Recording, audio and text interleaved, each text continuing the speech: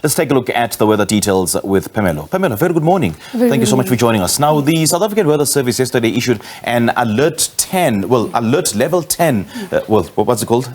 Level 10 alert for KZN. What does that mean, though, in simple terms? So we're looking at the possibility of the disruptive rain occurring. So you're looking at likelihood and then the impact that it's going to have on the community in that area. So the likelihood is very high and the impact is going to be severe when it does happen. So the system that's bringing it through, so it's a cut-off low. It's a low that develops in the upper levels. It brings along its own moisture. It's very cold conditions with it. And usually where the low is positioned, to the east of it, that's where you'll get most of the rainfall.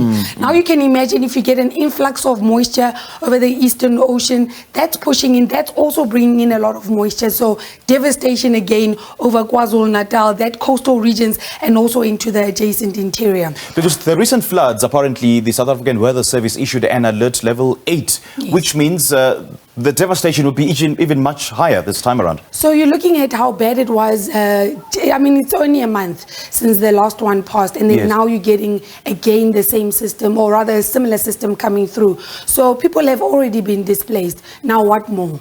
Sure. You know, the floods are bad again. I mean, we already had mudslides before. Again, a possibility going to today. So from a meteorological perspective, why KZN? Is it because it's a coastal area? I mean, there's so many other coastal areas, but it seems like KZN is a target. And it's been hard hit, and it's mostly because of the position of the system. I think they've been very unfortunate, because sometimes you do get it coming over the Eastern Cape, but it hasn't been that bad there.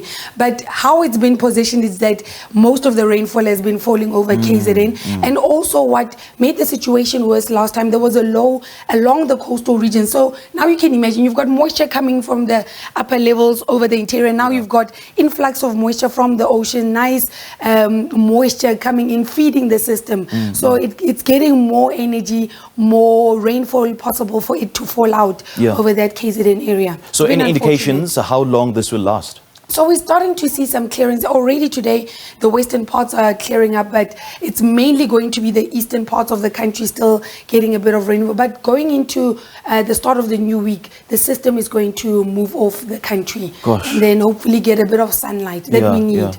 Yeah, this is not the best of news, especially for KZN, which is still trying to rebuild. All right, Pamela, tell us more. All right, thank you so much, Sims.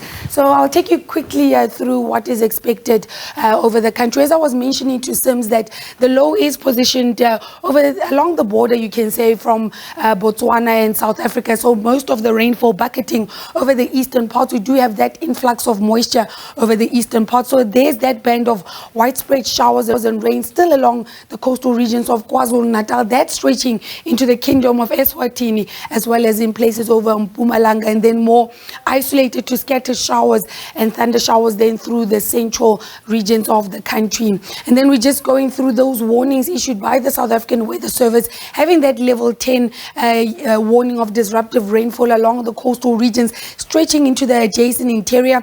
I think the only area where that level stops is the extreme southern parts of KwaZulu-Natal, but going into the interior, still a possibility of that disruptive rainfall. Severe thunderstorms again expected over the northeastern parts of the country. That with the possibility of heavy downpours of rain. You're looking at strong damaging winds and large amounts of small hail. So please do take caution. And also note that if it is raining, you do not know your road, you only need 30 centimeters of rainfall to make your car buoyant, and it can flow away. So please do take caution. In terms of our daytime temperatures, we're still seeing those cold conditions, but we're starting to see a bit of improvement over the western parts. Sutherland and Calvinia today peaking at 18, Upington expecting a maximum of 22.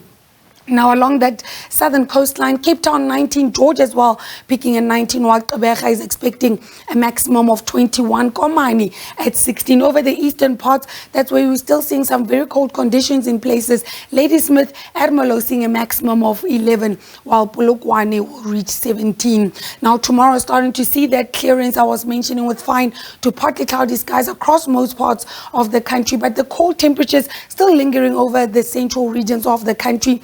Isolated to scattered showers and thunder showers still persisting over KwaZulu-Natal, Mpumalanga, Limpopo, and the extreme eastern parts of the Free State. And then on Tuesday, that's where we're seeing most of those conditions clearing up.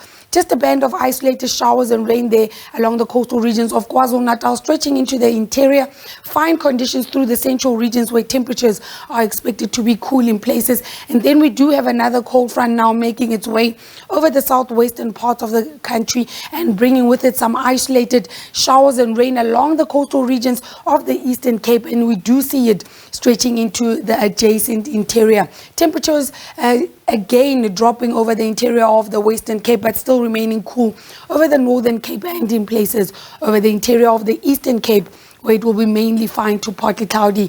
Now, Gauteng today is still expecting those scattered showers and thunder showers in places. Temperature-wise, seeing a maximum of 14 for us here in Johannesburg. Pretoria peaking at 15, but improving going into the new week. On Wednesday, Pretoria partly cloudy with a maximum of 22. That's your weather.